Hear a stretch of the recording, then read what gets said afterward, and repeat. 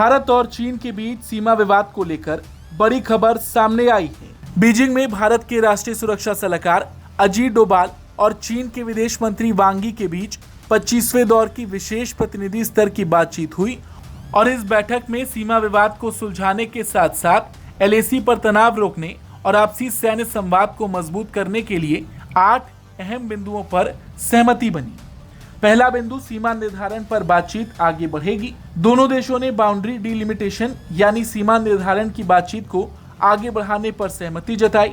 इसके लिए expert level mechanism और बॉर्डर मैनेजमेंट से जुड़े समूह काम करेंगे और दोनों पक्ष अर्ली एंड सब्सटैंशियल हार्वेस्ट हासिल करने की दिशा में आगे बढ़ेंगे, यानी अंतिम सीमा समझौते से पहले जहां संभव हो वहां कुछ ठोस प्रगति करने की कोशिश होगी। दूसरा बिंदु, सीमा विवाद के समाधान की बातचीत। भारत और चीन 2005 में हुए political parameters and guiding principles समझौते के आधार पर सीमा विवाद के समाधान के लिए बातचीत आगे बढ़ाएंगे। लक्ष्य एक ऐसा समाधान तलाशना है जो निष्पक्ष, उचित और दोनों देशों को स्वीकार्य हो। तीसरा बिंदु, एलएसी पर तनाव को तुरंत संभालना। दोनों देशों ने सहमति जताई है कि एलएसी पर अगर कोई स्थिति पैदा होती है तो उसे मौजूदा कूटनीतिक और सैन्य माध्यम से तुरंत संभाला जाएगा। इसके लिए WMCC स्थानीय कमांडर स्तर की बैठकें और दूसरे तय मैकेनिज्म इस्तेमाल किए जाएंगे ताकि किसी घटना से गलतफहमी या गलत आकलन पैदा ना हो। इसके अलावा चौथा बिंदु, 2 नए सैन्य मीटिंग पॉइंट्स। सीमा प्रबंधन को मजबूत करने के लिए दोनों देशों ने 2 अतिरिक्त मीटिंग पॉइंट्स बनाने पर सहमति जताई।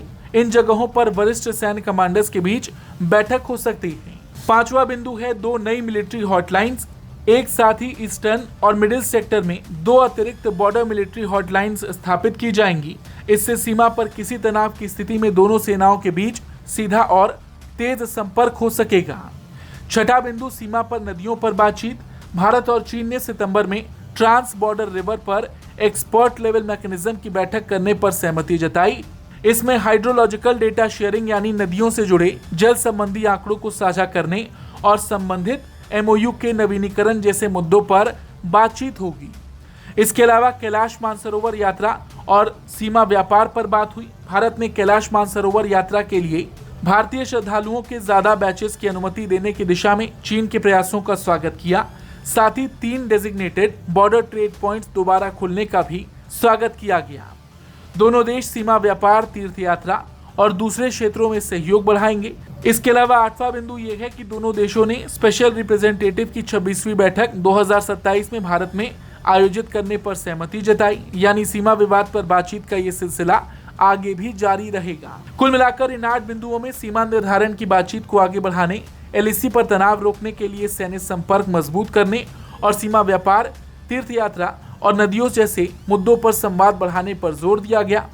हालांकि इसे भारत चीन सीमा विवाद का अंतिम समाधान नहीं कहा जा सकता।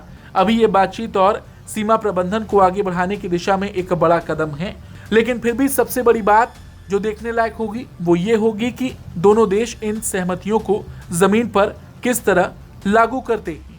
Bureau report, Bharat.